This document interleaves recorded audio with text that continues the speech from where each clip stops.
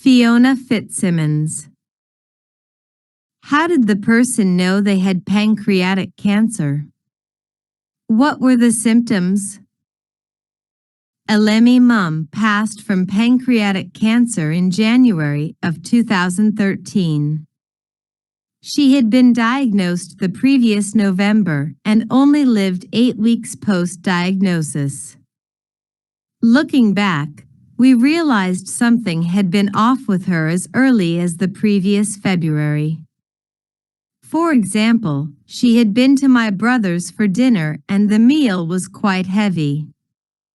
Shortly after finishing, she had to run to the bathroom and was violently sick. A couple of months later, she was at a wedding and my stepdad mentioned at the time that she'd barely eaten. She had passed this off as just through excitement, etc. My mom was an incredibly stoic woman, and I'm sure even then she was probably having pain but didn't mention it. By the summer of 2012, she had started to experience bouts of quite severe abdominal pain and pain in her back below her rib cage. Her doctor said it was most likely due to excess stomach acid, for which she was already receiving treatment, and he prescribed medication to further control that and advised her to take painkillers. By then we were noticing that she seemed to be more tired than usual, but as she was 70 we put it down to the effects of growing older. I have to stress that she really didn't complain to anyone about feeling ill. She just had the on-off bouts of pain. At this point, she had no jaundice, swelling in her abdomen, or changes in her blood sugar levels. Finally, in the November, while I was on holiday, she started to become violently sick when she ate and couldn't even keep fluids down.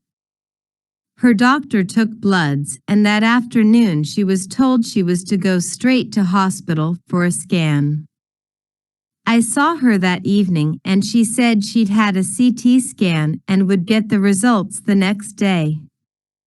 I think I knew then that she had cancer of some kind, as our hospital wouldn't go straight to CT scanning without good reason. The NHS have to keep their costs down. The next day she was told she had a large tumor on her pancreas that was blocking her bile duct and causing the vomiting. They put a stent in to open it up and give her some relief, but she was told that she had only a couple of months to live and that chemotherapy could be an option to try to buy her more time. She ultimately only had one chemo session, and this actually seemed to accelerate her decline. She died exactly 2 months after diagnosis.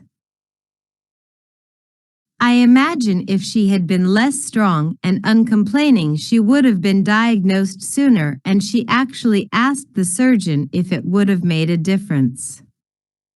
He said that it wouldn't, except that she may have had more chemo, but that it would then have reduced her quality of life in the months leading up to her death. She was an amazing woman, and I miss her every single day. 985.2K views.